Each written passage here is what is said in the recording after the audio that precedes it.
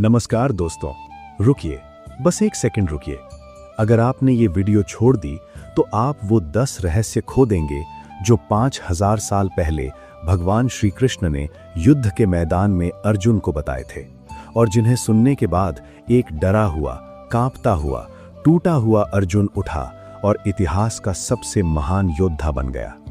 आज मैं आपको वो ही 10 विचार बताऊंगा जो आपकी जिंदगी को वैसे ही बदल देंगे जैसे अर्जुन की बदली थी। लेकिन एक शर्त है, आपको ये वीडियो अंत तक देखनी होगी क्योंकि सबसे शक्तिशाली विचार मैंने आखिर में रखा है और अगर आपने वो नहीं सुना तो आप सबसे बड़ी बात खो देंगे। तो चलिए शुरू करते हैं इस अद्भुत यात्रा को जो आपकी जिंदगी हमेशा के लिए बदल देगी। सबसे पहले मैं आपको वो दृश्य बताता हूं जब भगवान कृष्ण ने ये ज्ञान दिया था। कुरुक्षेत्र का मैदान था, दोनों तरफ विशाल सेनाएं खड़ी थीं। एक तरफ कौरव थे और दूसरी तरफ पांडव। अर्जुन, जो उस समय का सबसे बड़ा धनुर्धर था, वो अपने रथ पर बैठा था और उसके सारथी थे स्वयं भगवान श्री कृष्ण। अर्जुन ने कृष्ण से कहा, हे कृष्ण, मेरे रथ को दोनों सेनाओं के बीच में ले चलो। मैं देखना चाहता हूं कि मुझे किन से लड़ना है। जब रथ बीच में गया तो अर्जुन ने देखा कि सामने उसके अपने ही खड़े हैं। उसके दादा भीष्म खड़े हैं जिन्होंने उसे बचपन में गोद में खिलाया था। उसके गुरु द्रोणाचार्य खड़े हैं जिन्होंने उसे धनुर्विद्या सिखाई थी। उसके भाई खड़े हैं, उसके चचेरे भाई खड़े हैं, उसके मित्र खड़े हैं। ये देखकर अर्जुन का दिल टूट गया। उसके हाथ से गांडीव धनुष गिर गया। उसका शरीर कांपने लगा, उसकी आंखों से आंसू बहने लगे। उसने कृष्ण से कहा, हे माधव, मैं ये युद्ध नहीं लड़ सकता। मैं अपनों को कैसे मारूं? इससे अच्छा है कि मैं संन्यास ले लूं और जंगल चला जाऊं। ये सुनकर भगवान कृष्ण मुस्कुराए और उन्होंने वो ज्ञान देना शुरू किया जिसे हम गीता के नाम से जानते हैं। और आज मैं उसी गीता के 10 सबसे शक्तिशाली विचार आपके सामने रखूंगा। तो रुकिए मत, क्योंकि ये वीडियो आपके जीवन का मोड़ साबित हो सकती है। भगवान कृष्ण का पहला विचार है कर्मण्ये अधिकारस्ते मा फलेषु कदाचन, जिसका सरल अर्थ है तुम्हारा अधिकार सिर्फ कर्म करने में है, फल में कभी नहीं। अब रुकिए और इसे गहराई से समझिए, क्योंकि ये वो विचार है जिसे सुनकर अधिकतर लोग सोचते हैं कि हाँ, ये तो हमने सुना है, लेकिन क्या आपने कभी इसे सच में अपने जीवन में उतारा है? क्या आपने कभी बिना फल की चिंता किए कोई काम किया है? जब भी कोई काम करते हैं शायद तो हमारी नज़र फल पर होती है। जब बच्चा पढ़ता है तो उसकी नज़र इस पर होती है कि परीक्षा में कितने अंक आएंगे। जब कोई व्यक्ति नौकरी करता है तो उसकी नज़र इस पर होती है कि तनख्वाह कब बढ़ेगी और पदोन्नति कब मिलेगी। जब कोई व्यापारी व्यापार करता है तो उसकी नज़र इस पर होती है कि मुनाफा कितना होगा। लेकिन भगवान कृष्ण कहते हैं, यही तुम्हारी सबसे बड़ी भूल है। जब तुम्हारी नज़र फल पर होती है तो तुम्हारा ध्यान कर्म से हट जाता है, और जब ध्यान कर्म से हटता है तो कर्म की गुणवत्ता घट जाती है। अब मैं आपको एक उदाहरण से समझाता हूँ। एक तीरंदाज की कल्पना करो जो निशाना लगा रहा है। अगर वो तीर चलाते समय ये सोच रहा है कि अगर मेरा तीर निशाने पर लगा तो मुझे इनाम मिलेगा, लोग मेरी तारीफ करेंगे, मैं प्रसिद्ध हो जाऊंगा, तो क्या होगा? उसका ध्यान निशाने पर नहीं रहेगा और उसका तीर निशाने से चूक जाएगा। लेकिन अगर वही तीरंदाज सिर्फ निशाने पर ध्यान लगाए और इनाम के बारे में भूल जाए तो उसका तीर सीधा निशाने पर लगेगा। यही भगवान कृष्ण की शिक्षा है। अब आप पूछेंगे, फल की चिंता कैसे छोड़ें, क्योंकि ये तो हमारी आदत बन चुकी है। इसका एक सरल तरीका है। जब भी आप कोई काम शुरू करें तो अपने आप से कहें, मेरा काम सिर्फ करना है, परिणाम भगवान के हाथ में है। जब आप ये सोचेंगे तो आपका मन शांत होगा और आप पूरे ध्यान से काम कर पाएंगे। और जब आप पूरे ध्यान से काम करोगे तो परिणाम अपने आप अच्छा आएगा। ये एक ऐसा चक्र है जिसे समझने वाला जीवन में हमेशा सफल होता है। मैं आपको एक कहानी सुनाता हूँ जो इस बात को और स्पष्ट करेगी। एक बार एक किसान था जिसने अपने खेत में बीज बोए।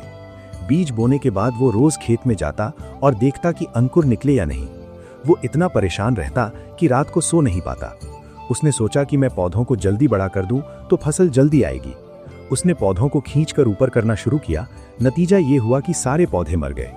दूसरी तरफ उसका पड़ोसी था जिसने भी बीज बोए थे।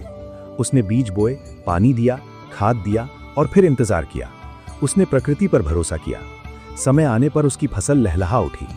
तो मित्रों, ये कहानी हमें सिखाती है कि जब हम फल की चिंता में डूबे रहते हैं तो हम गलतियां करते हैं, और जब हम कर्म पर ध्यान देते हैं तो फल अपने आप आता है। अब रुकिए, क्योंकि जो मैं आगे बताने वाला हूं दूसरा वो विचार और भी है, चौंकाने वाला है। मन को वश में करो। भगवान कृष्ण कहते हैं कि मन चंचल है, बलवान है और इसे वश में करना बहुत कठिन है। लेकिन हे अर्जुन, अभ्यास और वैराग्य से इसे वश में किया जा सकता है। अब सोचिए, हमारी सबसे बड़ी समस्या क्या है? हमारा मन हमारे वश में नहीं है। हमारा मन एक पागल बंदर की तरह है जो एक डाल से दूसरी डाल पर कूदता रहता है।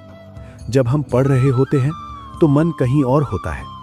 जब हम काम कर रहे होते हैं तो मन कहीं और भटक रहा होता है। जब हम सोने की कोशिश करते हैं तो मन हजारों विचारों में उलझा रहता है। ये चंचल मन हमें कभी शांति नहीं देता। भगवान कृष्ण कहते हैं, जो मन को जीत लेता है वो सब कुछ जीत लेता है, और जो मन से हार जाता है वो सब कुछ हार जाता है। अब मन को वश में कैसे करें, इसका उपाय भी भगवान ने बताया है। पहला उपाय है अभ्यास। अभ्यास का मतलब है बार बार मन को एक जगह लाना। जब भी मन भटके उसे वापस लाओ। ये आसान नहीं है।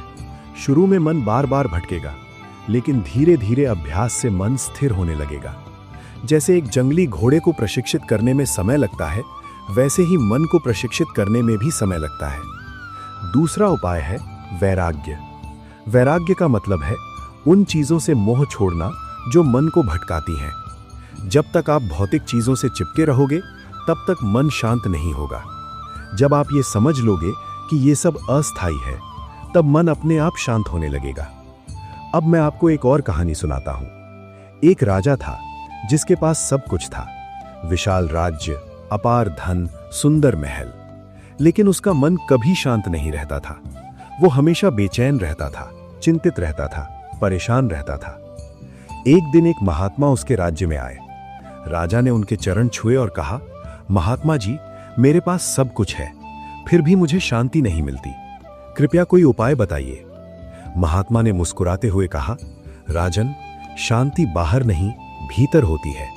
तुम बाहर की चीजों में शांति ढूंढ रहे हो। देखो राजन, यही तुम्हारी समस्या है। तुम्हारा मन तुम्हारे वश में नहीं है। जब तक ये मन शांत नहीं होगा, तब तक तुम्हें शांति नहीं मिलेगी। महात्मा ने राजा को ध्यान की विधि सिखाई और कहा, रोज सुबह शाम इसका अभ्यास करो। राजा ने ऐसा ही किया। कुछ महीनों के अभ्यास के बाद उसका मन शांत होने लगा और उसे वो सुख मिला जो उसे कभी धन दौलत से नहीं मिला था। तो मित्रों, ये कहानी हमें ये सिखाती है कि असली शांति मन की शांति है, और मन की शांति के लिए मन को वश में करना जरूरी है। अब ध्यान से सुनिए, क्योंकि तीसरा विचार आपकी सोच को पूरी तरह बदल देगा। भगवान कृष्ण का तीसरा विचार है संभाव रखो, सुख और दुख में समान रहो।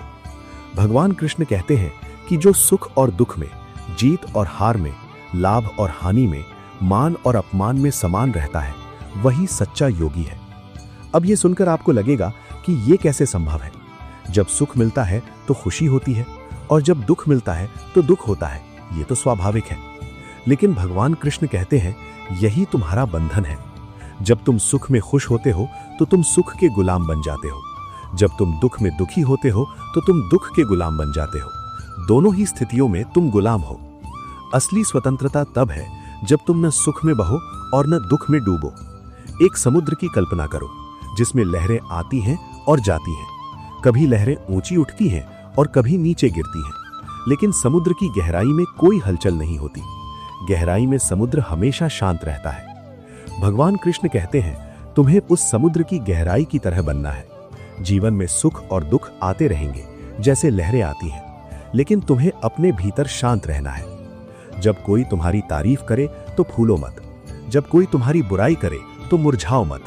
जब पैसा आए तो उत्तेजित मत हो। जब पैसा जाए तो निराश मत हो।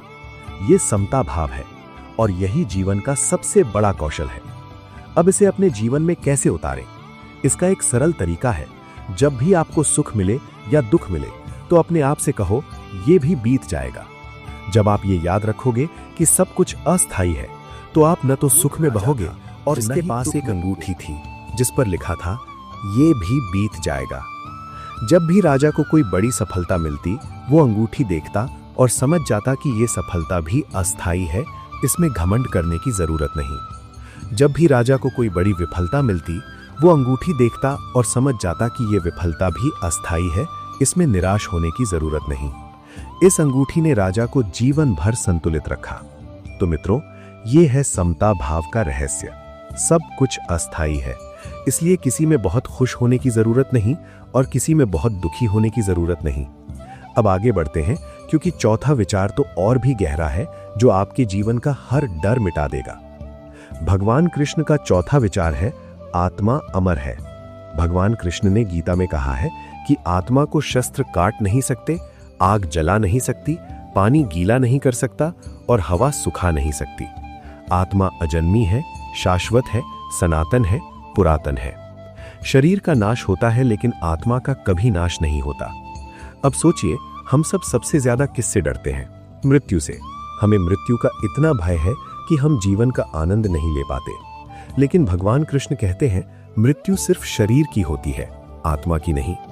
जैसे हम पुराने कपड़े उतारकर नए कपड़े पहनते हैं, वैसे ही आत्मा पुराने शरीर को छोड़कर नया शरीर धारण करती है। मृत्यु अंत नहीं है, मृत्यु तो बस एक परिवर्तन है। जब अर्जुन अपने दादा भीष्म और गुरु द्रोण को मारने से डर रहा था, तो भगवान कृष्ण ने उसे यही समझाया कि तुम किसी को मार नहीं सकते, क्योंकि आत्मा अमर है। तुम सिर्फ शरीर को नष्ट कर सकते हो, जो वैसे भी नश्वर है। ये ज्ञान पाकर अर्जुन का भय समाप्त हो गया और वो युद्ध के लिए तैयार हो गया। अब अगर आप इस ज्ञान को समझ लें, तो आपके जीवन का सबसे बड़ा भय, मृत्यु का भय, समाप्त हो जाएगा। और जब मृत्यु का भय समाप्त होता है, तो जीवन का असली आनंद शुरू होता है। आप वो सब करने लगते हैं जो आप डर की वजह से नहीं कर रहे थे। आप निडर हो जाते हैं, साहसी हो जाते हैं। एक कहानी सुनो। एक राजा था जो मृत्यु से बहुत डरता था। उसने अपने महल में इतनी सुरक्षा कर रखी थी कि कोई पक्षी भी अंदर नहीं आ सकता था। फिर भी वो रात को डर के मारे दरबार में आए। राजा ने साधु से कहा, महात्मा जी, मुझे मृत्यु से बहुत भय लगता है, कोई उपाय बताइए। साधु ने कहा, राजन, मृत्यु से भय क्यों? राजा ने कहा, मृत्यु के बाद सब कुछ खत्म हो जाएगा। साधु हंसे और बोले, राजन, मृत्यु के बाद कुछ खत्म नहीं होता। तुम शरीर नहीं हो, तुम आत्मा हो, और आत्मा अमर है। तुम्हारा शरीर एक दिन गिरेगा, लेकिन तुम नहीं मरोगे, तुम नया शरीर धारण कर लोगे। राजा ने पूछा, ये कैसे संभव है? साधु ने कहा, जैसे तुम बचपन में थे, वो शरीर अब नहीं रहा। जवानी में दूसरा शरीर था, अब बुढ़ापे में तीसरा शरीर है। क्या तुम बदले? नहीं, तुम वही हो। शरीर बदलते रहे, ऐसे ही मृत्यु के बाद भी शरीर बदलेगा, लेकिन तुम वही रहोगे। राजा को यह ज्ञान मिला और उसका मृत्यु का भय समाप्त हो गया। तो मित्रों, यह है आत्मा की अमरता का ज्ञान, जो हमें निडर बनाता है। अब पांचवें विचार पर चलते हैं, जो आपको भगवान को हर जगह देखना सिखाएगा। भगवान कृष्ण का पांचवा विचार है, मैं सब प्राणियों में हूं और सब प्राणी मुझ में हैं। जो मुझे सब में देखता है और सब में मुझे देखता है, उसके लिए मैं कभी ओझल नहीं होता और वो मेरे लिए कभी ओझल नहीं होता। ये विचार बहुत गहरा है। इसका मतलब है कि भगवान सिर्फ मंदिर में नहीं है, भगवान हर जगह है। उस फूल में भी भगवान है जो बगीचे में खिला है, उस पक्षी में भी भगवान है जो आकाश में उड़ रहा है, उस नदी में भी भगवान है जो बह रही है, उस पहाड़ में भी भगवान है जो खड़ा है, और सबसे बड़ी बात, उस इंसान में भी भगवान है जो तुम्हारे सामने खड़ा है। चाहे वो अमीर हो या गरीब, चाहे वो ऊंची जाति का हो या नीची जाति का, चाहे वो तुम्हारा मित्र हो या शत्रु। जब हम ये समझ लेते हैं, तो हमारा व्यवहार पूरी तरह बदल जाता है। हम किसी से घृणा नहीं कर सकते, क्योंकि हम जानते हैं कि उसमें भी भगवान है। हम किसी को नीचा नहीं समझ सकते, क्योंकि हम जानते हैं कि उसमें भी भगवान है। हम किसी को कष्ट नहीं दे सकते, क्योंकि हम जानते हैं कि उसे कष्ट देकर हम भगवान को कष्ट दे रहे हैं। ये दृष्टि जीवन को पूरी तरह बदल देती है। एक सुंदर कहानी है। एक संत थे जो जंगल में रहते थे। एक दिन एक शिकारी आया और उसने एक हिरण को तीर मारा। हिरण घायल होकर भागा और संत की कुटिया के पास गिर पड़ा। संत ने हिरण को देखा पूछा, और महात्मा जी, आप क्यों रो रहे हैं? संत ने कहा, बेटा, तुमने इस हिरण को तीर मारा, लेकिन जानते हो इस हिरण में कौन है? शिकारी ने कहा, इसमें कौन है? ये तो एक जानवर है। संत ने कहा, नहीं बेटा, इसमें भी वही भगवान है जो तुम में है और मुझ में है। जब तुमने इसे तीर मारा तो तुमने भगवान को तीर मारा। शिकारी की आंखें खुल गईं और उसने उस दिन से शिकार करना छोड़ दिया। तो मित्रों, जब हम भगवान को सब में देखने लगते हैं तो हम किसी को नुकसान नहीं पहुंचा सकते। हम सबसे प्रेम करने लगते हैं, सबकी सेवा करने लगते हैं। यही है भगवान को सब में देखने का अर्थ। अब छठे विचार पर चलते हैं जो आपको कभी निराश नहीं होने देगा। भगवान कृष्ण का छठा विचार है, जो हुआ वो अच्छा हुआ, जो हो रहा है वो अच्छा हो रहा है, और जो होगा वो भी अच्छा ही होगा। तुम्हारा क्या गया जो तुम रोते हो? तुम क्या लाए थे जो तुमने खो दिया? ये विचार जीवन का सबसे बड़ा सत्य है। भगवान कृष्ण कहते हैं, तुम खाली हाथ आए थे और खाली हाथ जाओगे। जो कुछ भी तुम्हारे पास है वो तुम्हें यहीं से मिला है और यहीं रह जाएगा। फिर रोना किस बात का और चिंता किस बात की? जो बीत गया उस पर पछतावा क्यों? क्योंकि जो बीत गया वो अच्छा ही था। जो हो रहा है उससे परेशान क्यों? क्योंकि जो हो रहा है वो भी अच्छा ही है। और जो होगा उसकी चिंता क्यों? क्योंकि जो होगा वो भी अच्छा ही होगा। अब आप कहेंगे, मेरे साथ तो बुरा हुआ था, मेरा नुकसान हुआ था, मेरा कोई अपना छोड़कर चला गया था, ये अच्छा कैसे हो सकता है? भगवान कृष्ण कहते हैं, तुम सिर्फ एक छोटा सा हिस्सा देख रहे हो, पूरी तस्वीर नहीं देख रहे। जीवन एक लंबी यात्रा है और इस यात्रा में जो भी होता है वो किसी कारण से होता है। जो आज बुरा लग रहा है वो कल अच्छा साबित हो सकता है। मैं एक कहानी सुनाता हूँ। एक गांव में एक बूढ़ा किसान रहता था। उसके पास एक बेटा था और एक घोड़ा था। एक दिन घोड़ा भाग गया। पड़ोसी आए और बोले, बहुत बुरा हुआ, तुम्हारा घोड़ा भाग गया, अब खेती कैसे करोगे? बूढ़े ने कहा, अच्छा हुआ या बुरा कौन कह सकता है। कुछ दिन बाद घोड़ा वापस आया और अपने साथ 5 जंगली घोड़े भी ले आया। पड़ोसी आए और बोले, वाह, बहुत अच्छा हुआ, अब तुम्हारे पास 6 घोड़े हो गए, तुम तो अमीर हो गए। बूढ़े ने फिर कहा, अच्छा हुआ या बुरा बेटा कौन? एक जंगली घोड़े को सधाने की कोशिश कर रहा था। घोड़े ने उसे गिरा दिया और उसकी टांग टूट गई। पड़ोसी आए और बोले, बहुत बुरा हुआ, तुम्हारा इकलौता बेटा अपंग हो गया, अब तुम्हारा बुढ़ापा कैसे कटेगा? बूढ़े ने फिर कहा, अच्छा हुआ या बुरा कौन कह सकता है। कुछ दिन बाद राजा के सैनिक गांव में आए और सभी नौजवानों को युद्ध के लिए ले गए। किसान के बेटे को छोड़ दिया क्योंकि उसकी टांग टूटी थी। उस युद्ध में गांव के सारे नौजवान मारे गए, लेकिन किसान का बेटा बच गया। अब बताओ, टांग का टूटना अच्छा था या बुरा? तो मित्रों, ये कहानी हमें सिखाती है कि जो हो रहा है उसे स्वीकार करो, क्योंकि भविष्य में उसका क्या परिणाम होगा ये कोई नहीं जानता। भगवान पर भरोसा रखो और मानो कि जो हो रहा है अच्छे के लिए ही हो रहा है। अब 7वें विचार पर चलते हैं जो आपको क्रोध से बचाएगा। भगवान कृष्ण का 7वां विचार है, क्रोध से मोह उत्पन्न होता है, मोह से स्मृति भ्रष्ट होती है, स्मृति भ्रष्ट होने से बुद्धि नष्ट होती है और बुद्धि नष्ट होने से मनुष्य का पतन हो जाता है। भगवान कृष्ण ने यहाँ क्रोध के पूरे चक्र को समझाया है। पहले समझते हैं कि क्रोध कैसे आता है। जब हम किसी चीज की बहुत कामना करते हैं और वो पूरी नहीं होती तो क्रोध आता है। जब कोई हमारी इच्छा के विरुद्ध काम करता है तो क्रोध आता है। जब चीजें हमारी उम्मीद के अनुसार नहीं होती तो क्रोध आता है। और जब क्रोध आता है तो हम अपना आपा खो देते हैं। हम वो बातें बोल देते हैं जो हमें नहीं बोलनी चाहिए। हम वो काम कर बैठते हैं जो हमें नहीं करने चाहिए। और जब क्रोध शांत होता है तो हमें पछतावा होता है, लेकिन तब तक बहुत देर हो चुकी होती है। कितने रिश्ते क्रोध की वजह से टूट जाते हैं। कितने लोग क्रोध में गलत फैसले ले लेते हैं जिसका पछतावा उन्हें जिंदगी भर होता है। क्रोध एक जहर है जो दूसरों से ज्यादा खुद को नुकसान पहुंचाता है। अब क्रोध पर काबू कैसे पाएं? जब भी आपको क्रोध आए तो तुरंत प्रतिक्रिया मत दो, रुको, गहरी सांस लो और 10 तक गिनती गिनो। इन 10 सेकंड में क्रोध की तीव्रता कम हो जाएगी और आप सोच पाएंगे कि क्या करना सही है। दूसरा तरीका, जब क्रोध आए तो अपने आप से पूछो, क्या 5 साल बाद ये बात मायने रखेगी? अधिकतर बार जवाब होगा नहीं। और जब जवाब नहीं हो तो क्रोध कर दूसरे व्यक्ति की जगह खुद को रखकर देखो। शायद वो व्यक्ति जानबूझकर तुम्हें गुस्सा नहीं दिला रहा था, शायद उसकी कोई मजबूरी थी।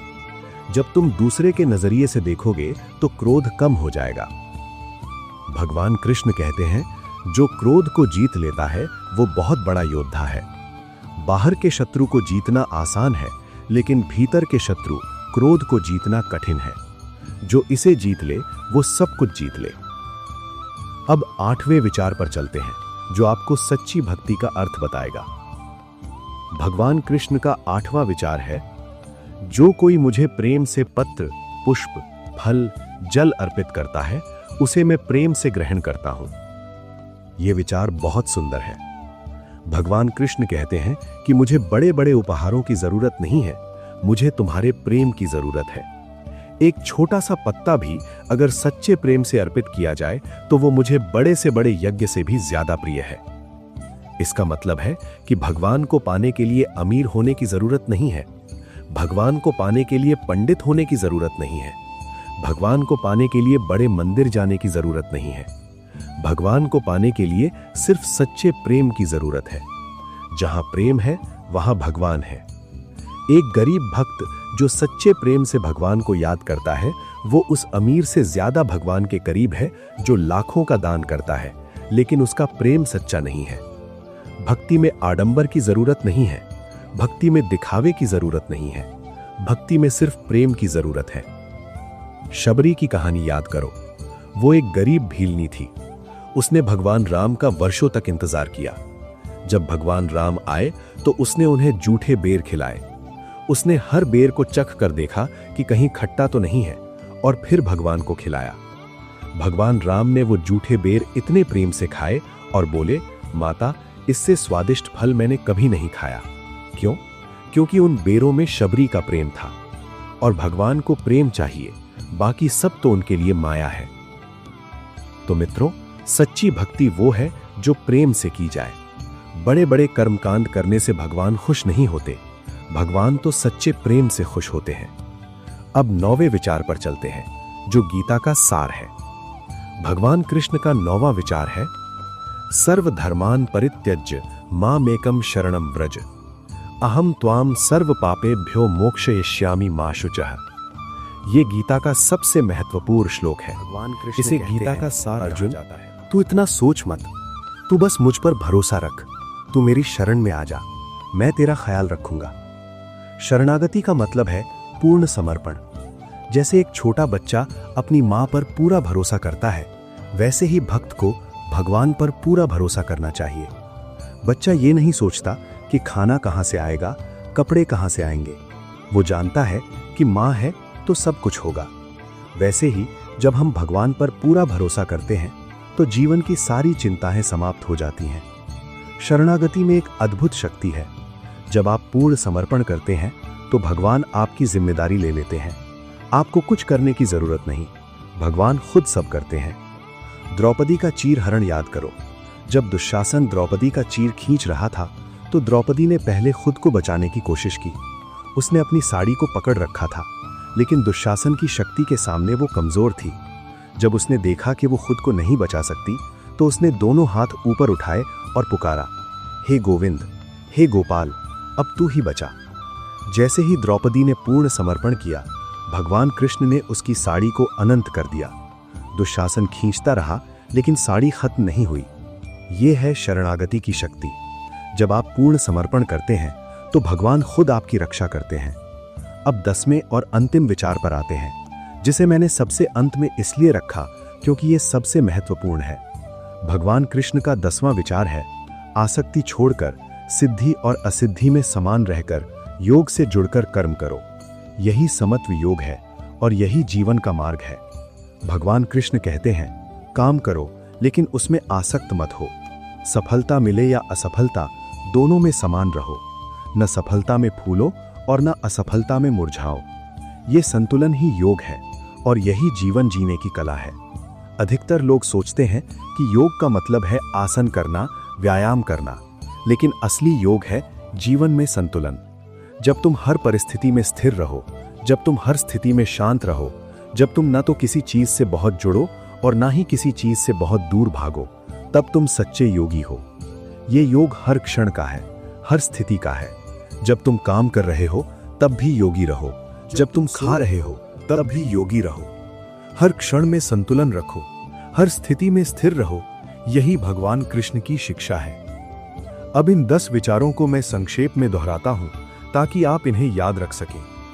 कर्म करो, फल की चिंता छोड़ो, मन को वश में करो, सुख दुख में समान रहो, आत्मा अमर है ये जानो, भगवान को सब में देखो, जो होता है अच्छे के लिए होता है, क्रोध से बचो, सच्चे प्रेम से भक्ति करो, भगवान की शरण में जाओ, जीवन में संतुलन रखो।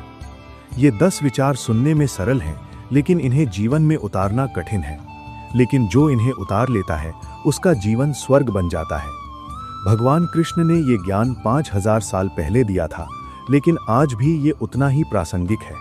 मनुष्य की समस्याएं वही हैं, डर वही है, चिंता वही है, दुख वही है और समाधान भी वही है जो भगवान कृष्ण ने बताया है। अब सवाल ये है, आप इन विचारों को सिर्फ सुनेंगे या अपने जीवन में उतारेंगे? अगर सिर्फ सुनेंगे तो कुछ नहीं होगा, आप वैसे ही रहेंगे जैसे हैं। लेकिन अगर इन्हें जीवन में उतारेंगे तो आप बदल जाएंगे, आपका जीवन बदल जाएगा, आपकी दुनिया बदल जाएगी। अब फैसला आपका है। मैंने अपना काम कर दिया, मैंने आपको वो ज्ञान दिया जो भगवान कृष्ण ने अर्जुन को दिया था। अब ये आप पर है कि आप इसे कैसे उपयोग करते हैं। मैं आपसे एक निवेदन करता हूँ, इस वीडियो को उन लोगों के साथ अवश्य साझा करें जिन्हें आप प्यार करते हैं। हो सकता है कि कोई व्यक्ति बहुत कठिन दौर से गुजर रहा हो और ये विचार उसके जीवन को बदल दें। आपका एक छोटा सा कदम किसी की जिंदगी बचा सकता है, किसी को नया जीवन दे सकता है। इसलिए इस वीडियो को आगे भेजें और इस ज्ञान को फैलाएं। जितने ज्यादा लोगों तक ये ज्ञान पहुंचेगा, उतना ज्यादा पुण्य आपको मिलेगा। अगर आपको ये वीडियो पसंद आई तो इसे लाइक करें और अपनी राय हमें जरूर बताएं। अगर आप ऐसी ही प्रेरणादायक वीडियो देखना चाहते हैं तो इस चैनल को सब्सक्राइब करें ताकि आपको हर नई वीडियो की सूचना मिले। अब मैं इस वीडियो को यहीं समाप्त करता हूं। भगवान श्री कृष्ण के चरणों में प्रणाम करते हुए मैं प्रार्थना करता हूं कि आप सभी के जीवन में सुख, शांति, सद्बुद्धि दें और आप सभी को सही मार्ग पर चलने की शक्ति दें। एक बात और कहना चाहता हूं, भगवान कृष्ण की ये शिक्षाएं केवल किताबों में पढ़ने के लिए नहीं है, ये जीवन में उतारने के लिए है। आज से ही शुरुआत करें, छोटे छोटे कदम उठाएं और देखें कि कैसे आपका जीवन बदलता है। जब आप कर्म करें तो फल की चिंता छोड़ें, जब मन भटके तो उसे वापस लाएं, जब सुख आए तो फूले नहीं और जब दुख आए तो मुरझाए नहीं, जब डर लगे तो याद करें कि आत्मा अमर है, जब किसी से नफरत हो तो याद करें कि उसमें भी भगवान है, जब बुरा लगे तो याद करें कि जो होता है अच्छे के लिए होता है, जब क्रोध आए तो रुकें और सोचें, जब भगवान को याद करें तो सच्चे प्रेम से करें, जब सब कुछ कठिन लगे तो भगवान की शरण में जाएं और हर स्थिति में संतुलन बनाए रखें। ये सब करना आसान नहीं है, लेकिन असंभव भी नहीं है। धीरे धीरे अभ्यास से सब होगा, बस शुरुआत करें। आज का दिन शुभ है, आज से शुरुआत करें और देखें कैसे आपका जीवन बदलता है। मैं आपके साथ हूं, भगवान कृष्ण आपके साथ हैं। आपको कुछ भी असंभव नहीं लगेगा, बस विश्वास रखें और आगे बढ़ें। जय श्री कृष्ण, जय श्री राधे।